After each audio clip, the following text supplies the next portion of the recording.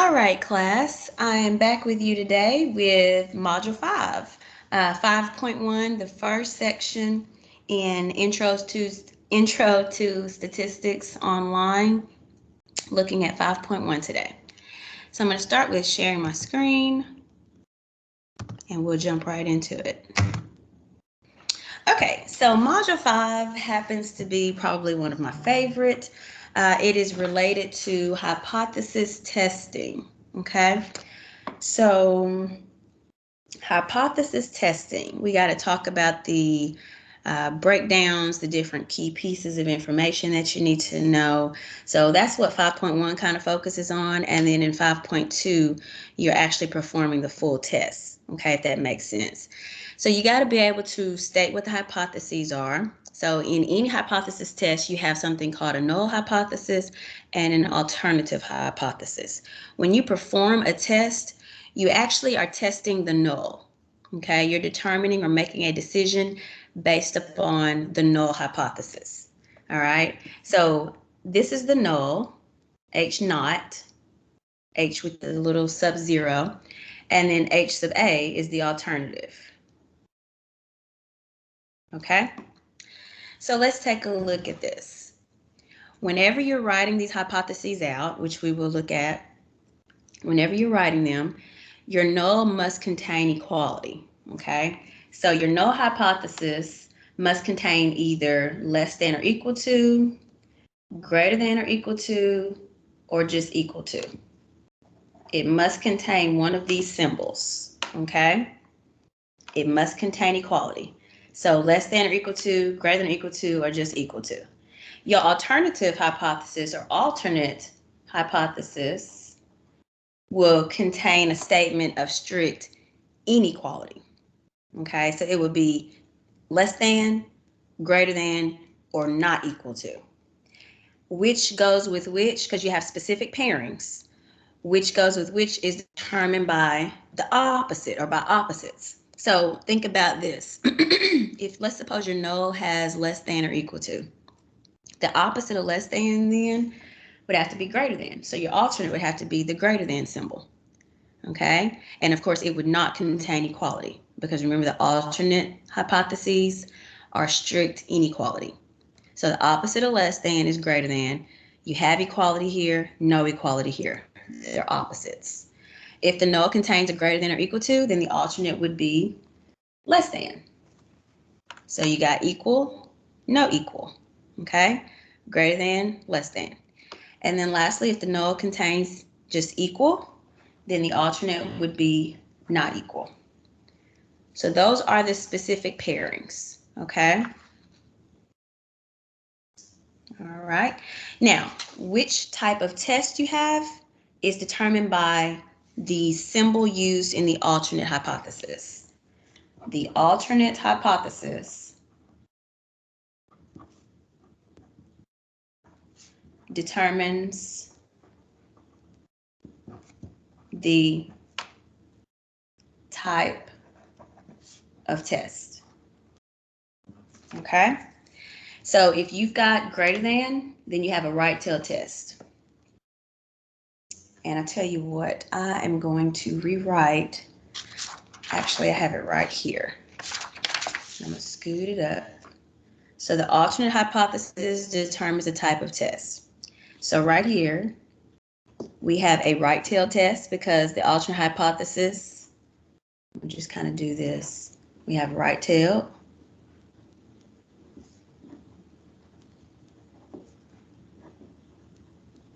Because the alternate hypothesis is greater than, remember when you have greater than, you will be shading to the right. So we have a right tail test, and it would just look something like this.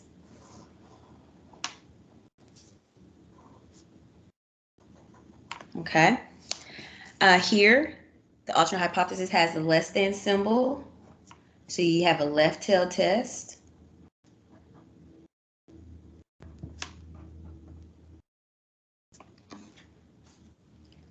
So that would look something like this.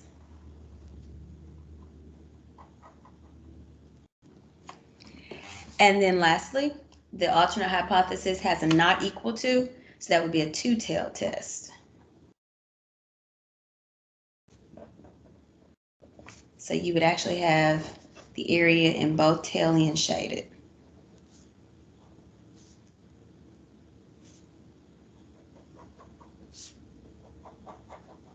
Okay.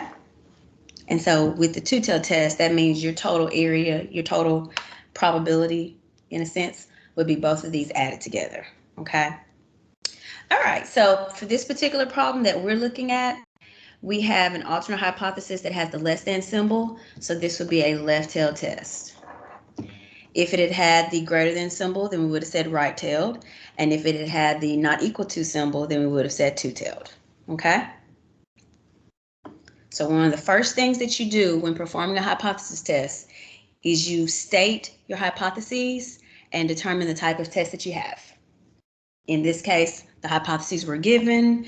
We were just determining the type of test. Okay? Moving on. Pretty straightforward question. All right, let's take a look at this one. Here it says, for the statement below, write the claim as a mathematical statement. State the null and alternative hypotheses and identify which represents the claim. So basically here we're actually going to write or translate from this English language sentence. We're going to translate it mathematically to be able to state what the null and alternative hypotheses are. Okay? So what's going to determine, oh, also, let me say this. When you are writing your hypotheses, and you should have watched the lecture video, so you may know this already, but when you are writing your hypotheses, the claim can actually be either hypothesis. It can be either one. Now, when you perform the test, you do always test the null, but the claim can be the null or the alternative. Keep that in mind, okay? How do I know which one? Well, what determines it is if my claim contains equality. If my claim contains equality, then that means it must be the null. If it does not, if it's a strict inequality statement, then it must be the alternative. This is why translating mathematically is so important. We have to understand and be able to read those symbols and translate them correctly, because that's going to really affect your final answer, okay? One good thing, at least, is multiple choice, but it's not always, so keep that in mind. So let's read the claim.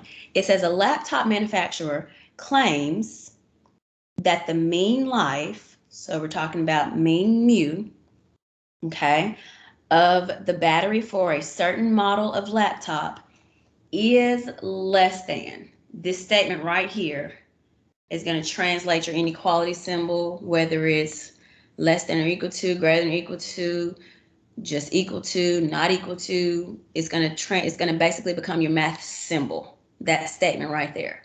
And whatever symbol you use will affect whether or not that will be the null or the alternative. So we're talking about the mean life of a battery. We're talking about mean mu for a certain model laptop is less than 7 hours. So here's our claim written mathematically. Mean mu is less than 7.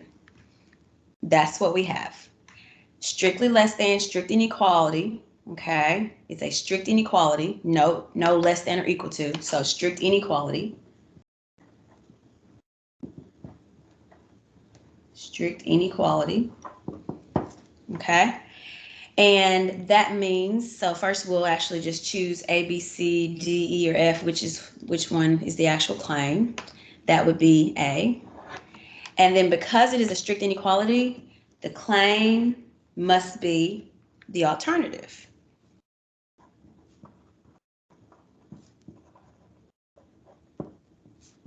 Claim must be the alternative hypothesis.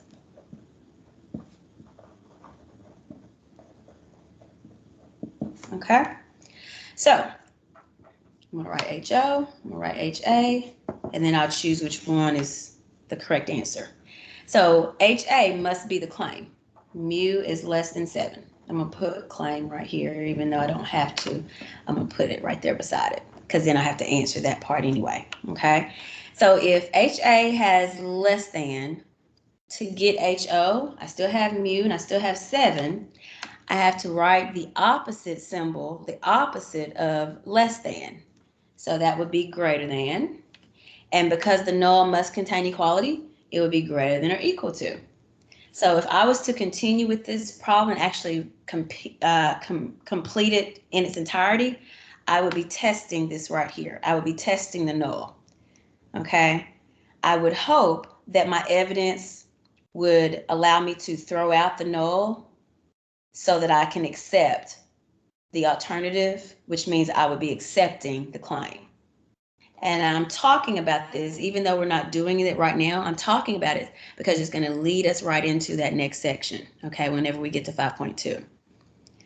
So you always test the null, but for this particular problem, once I test that null, it would be my hope that I could actually throw out the null, show that the null is false, which means I accept the claim, which means I'm saying I have evidence that supports the claim. If I can throw out the null, that means I can accept the claim. I can accept AHA, which is the claim, and I have evidence that supports it. That's what I would be looking for, okay? But anyway, that is later. So identify the claim, right? So let's choose which one, A, B, C, D, E, or F is our actual answer here. Let me do that before I get too ahead of myself. It looks like it would be D. Mean mu is greater than or equal to 7. Mean mu is less than 7. Okay. Then last part, it says which, or identify the claim. The alternative hypothesis, which is mean mu is less than 7, is the claim. The alternative hypothesis where, and it states it right here, where mean mu is less than 7 is the claim. So that would be B. Okay? So again, just some key parts, beginning steps to hypothesis testing. Giving you the background first. All right. Let's see about how we interpret a decision. Let's look at that. So here's number 7. It says, determine whether the claim stated below represents the null hypothesis or the alternative hypothesis. If a hypothesis test is performed, how should you interpret a decision that rejects the null hypothesis or B, fails to reject the null hypothesis? All right, so let's talk about this. This is honestly the part that always trips up my students because you got to understand and really read this part carefully to interpret it correctly. Remember I told you that the claim could be either. The claim can be the null hypothesis, H naught, or it could be the alternative hypothesis, HA, okay? Your decision, though, is always about H naught. So your decision is either to reject H naught. Here's a little table. And actually, I recommend that you copy this table down because it will help you when you're interpreting. So again, your claim can be either hypothesis. Your claim can be HO, your claim can be HA. Your decision is always about HO though. Your decisions, you only have two options. Either you reject H naught, okay, you reject the null, or you fail to reject the null. So rejecting the null means you can say without a doubt that it is false. Okay, your test shows that H naught is false. Your test is strong enough that you can throw HO or H naught away. If your test is not strong enough and you can't throw it away, then we don't say it's necessarily true. What we're saying is we can't reject it. So we fail to reject it. In other words, honestly, we don't know if it's true or false. All we know is our evidence doesn't really determine a clear answer, so we can't throw it out. So in a perfect world, you hope that you can reject it. Okay, that just means you had a test that actually determined something. Because if you can't reject it, then honestly, what have you determined? You still have both of them. You still have both hypotheses. Because see, here's the deal. If you can reject H naught, you only have the alternative left. So if you can throw out H naught, then that means HA would be accepted as true. You only have the alternative. But if you can't throw out H naught, if you fail to reject H naught, that means you still have both. That could be true. You don't know which one is true, okay? So you honestly haven't really determined anything. So let's look at this. If the claim is H naught, okay, let's take both situations into consideration. If the claim is H naught and you reject H naught, okay, think about it. the claim is H naught, and you reject H naught, that means you're throwing out the claim. Okay, that means you're rejecting the claim. What that means is your test showed that there was enough evidence for you to reject the claim. This is the interpretation. There is enough evidence to reject the claim. Okay? Again, if the claim is HO, but you failed to reject HO, the claim is H naught, but you failed to reject H naught, then that means there is not enough evidence to reject the claim. It doesn't mean that the claim is true. It just means there wasn't enough evidence to say that it was false without a doubt. There wasn't enough evidence to reject it. So we would just simply say there is not enough evidence to reject. What I want you to notice is that when the claim is H naught, both of your interpretations are written in terms of reject. Either you have enough evidence to reject or there is not enough evidence to reject. When your claim is HO, your interpretation is written in terms of reject. Okay? When your claim is HA, your interpretation is written differently. It's written in terms of support. Okay? Let's consider this. This is the one that tends to trip people up a little bit. Your claim is the alternative. However, you're testing the null. Okay? In a perfect world, though, you still would love to be able to throw out the null. So think about it. Your claim is HA, and you reject H naught. You reject HO. Okay, so I'm going to say HA and HO. Your claim is HA, and you reject HO. That means you throw away HO. Well, if you throw away HO, you're only left with HA.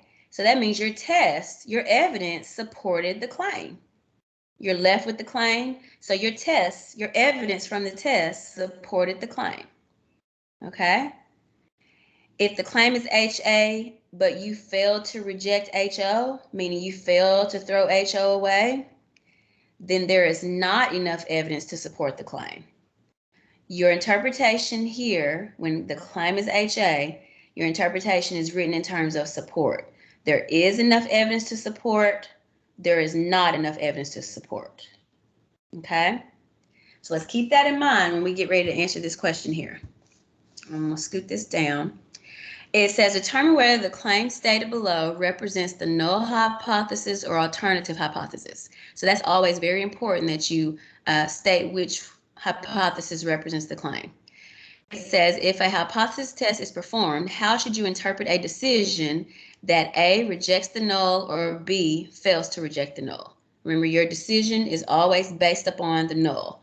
Reject the null or fail to reject the null.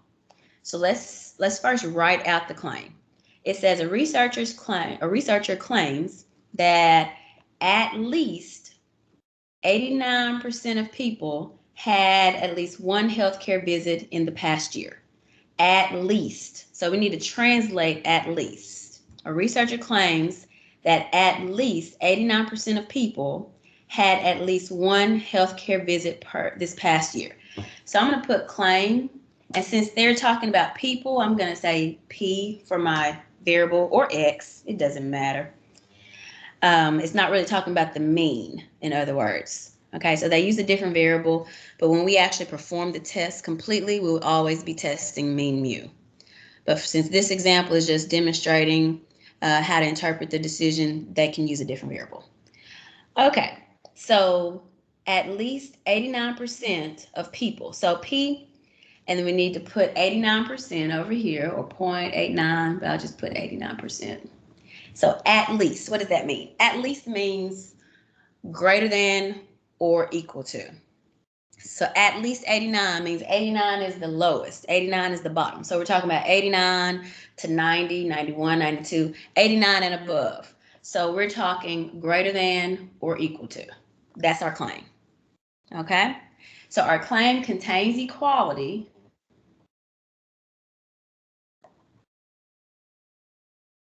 which means it must be the null. So the claim must be H naught.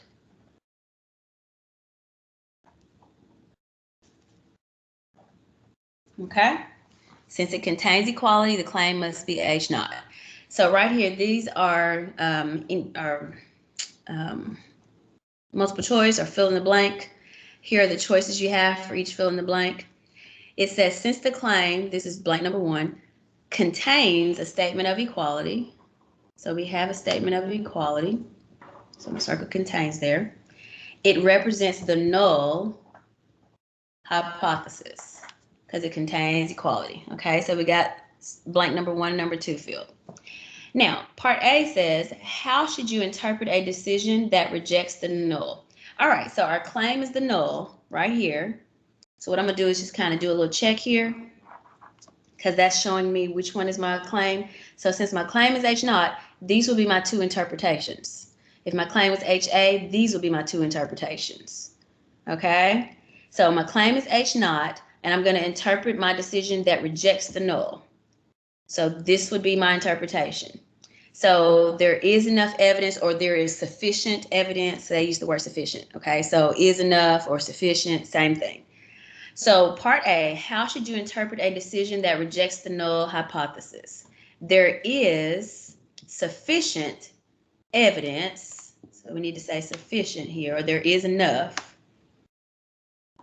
There is sufficient evidence to reject. Remember, when H naught is the claim, it's written in terms of reject. You see reject for both of those. So there is sufficient evidence to reject that claim. And then they just wrote out the claim again. Okay? So the claim was HO, and we were interpreting a decision that rejected HO. So that means there is enough evidence, or there is sufficient evidence to reject the claim. Okay? Part B says, how should you interpret a decision that fails to reject the null? Well, failing to reject, that means there is not enough evidence, or there is insufficient evidence. So blank number 5 here would be insufficient. There is not enough evidence, or there is insufficient evidence to blank number 6, reject the claim. Okay?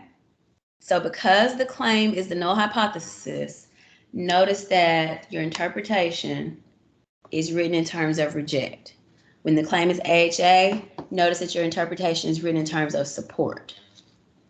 So there is enough evidence to support. There is not enough evidence to support. That's the difference, okay? Again, I would write this table down. I would make sure I had this table, copy it down. It really will help you, okay? All right, that was number 7. Let's see what else we've got here.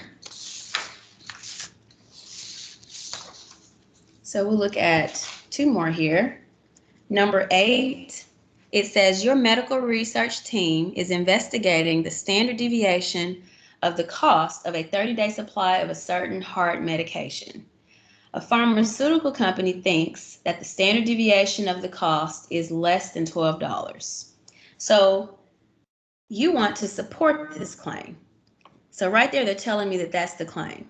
Anytime it says a pharmaceutical company thinks or a pharmaceutical company claims, sometimes they use the word claim, sometimes they don't, but understand that that is your claim, okay?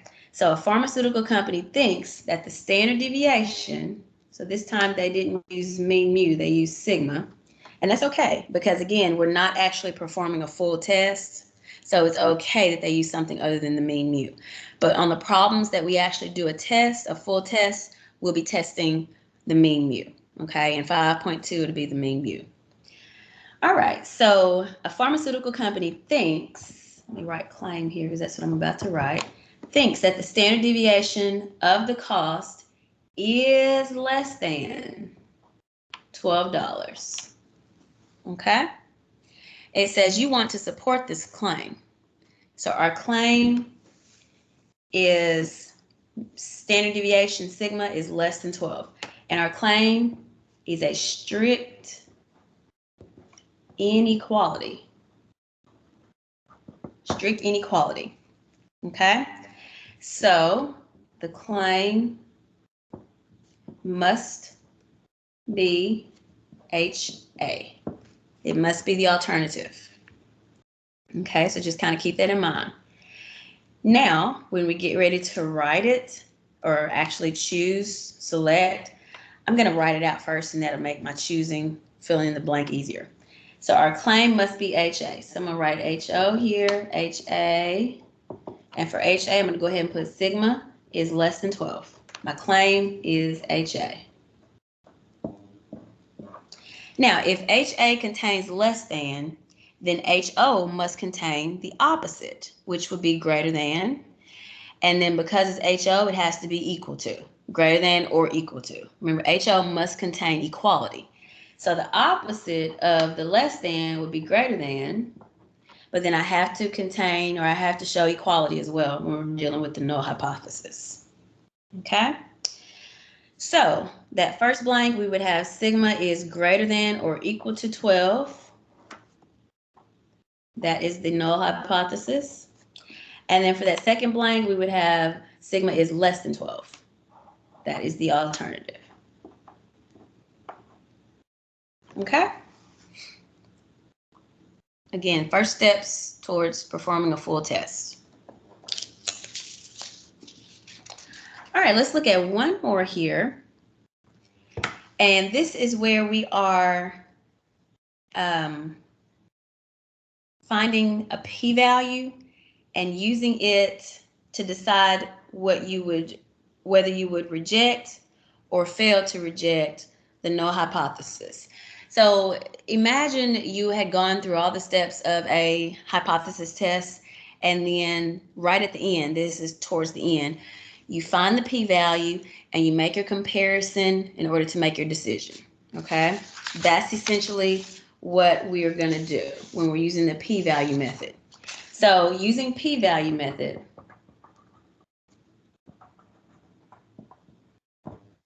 you compare, and p-value is just short for probability value.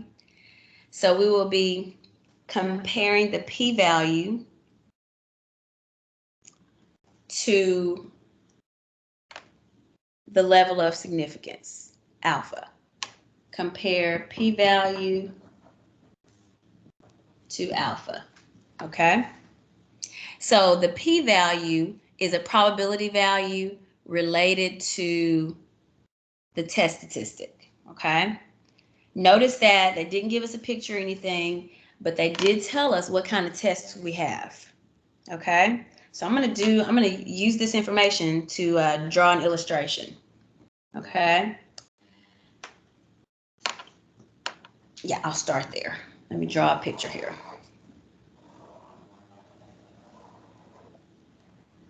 Okay, so we're told to find the p-value for a left tail test with a test statistic of negative 1.29. All right, so when you're dealing with, and it says z, a test statistic z equals negative 1.29.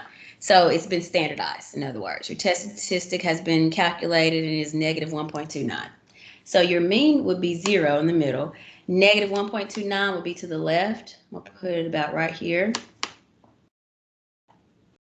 And we have a left tail test, which means we're talking about the area shaded to the left of this test statistic. Okay? Well, this area shaded to the left is your p-value. That is your probability value. In other words, you're looking for the probability of the that corresponds to this negative 1.29. Or in other words, you're looking for the area to the left of negative 1.29. So p-value is equal to the area to the left of negative 1.29. And again, I got that area because I'm told it is a left tail test. Okay? So if I want to find the area to the left of negative 1.29, I'm essentially looking for the probability that z is less than negative 1.29. So we just took that statement. We wrote our picture using this information that we're given, a left tail test with a test statistic of negative 1.29. So we're talking about the area in the left tail at the left of negative 1.29.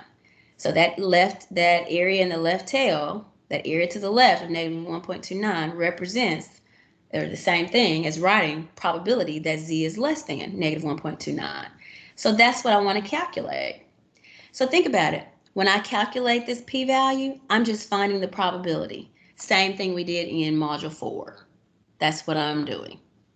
Okay, so the probability that z is less than negative 1.29, I'm going to use normal CDF.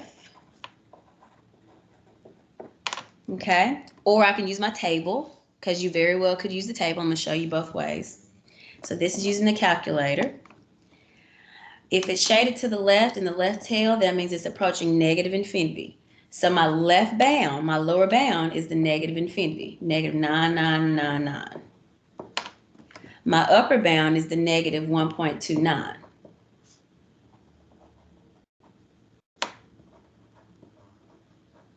And then because we're dealing with z-scores, my mean is 0. And my deviation has to be 1.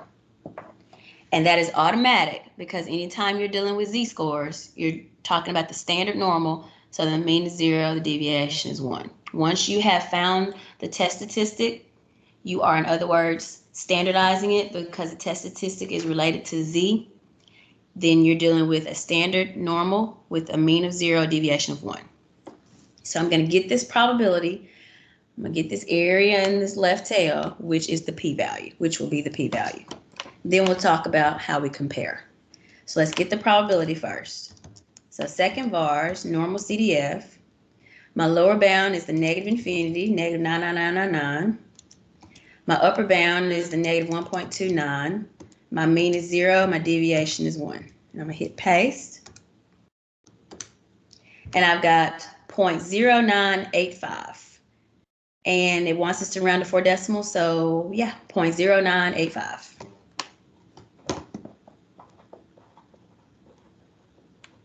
Okay, that is our p-value. Now, when we compare the p-value to alpha, if the p-value is, I'm going to use math symbol. Yeah, I'm going to use math symbol. If the p-value, I'm just going to rewrite it. That way I don't have to write on this. It's hard to write on that. If p-value is less than or equal to alpha, then reject H naught. If the p-value is greater than alpha, then fail to reject H naught. Okay, so our p-value, I'm going to put it right under here, is 0.0985. Our alpha is the significance level, or the level of significance. In other words, it can also be called your test level. It is 0.05. When you watch the lecture videos, they should discuss in detail what the level of significance represents. It's basically the level at which you test, and it makes you determines how confident you are in the accuracy of your test. So at a 5% level of significance, that means the chance of you being incorrect is only 5%, 0.05, okay? So testing at a 0.05 is a strong test. That means whatever decision or whatever results we get from this test, because we tested at 5%, it's a really strong test. We can be confident in that decision, okay? So our p-value is 0.0985, and our alpha is 0.05. So the p-value is bigger. And because the p-value is bigger, then you fail to reject H naught. Okay. So I'm going to scoot this back up here, or back down, put the p-value here on the blank, 0.0985. And since the p is greater than alpha, we fail to reject. Okay. That wraps up 5.1. The last section is 5.2. I will see you soon.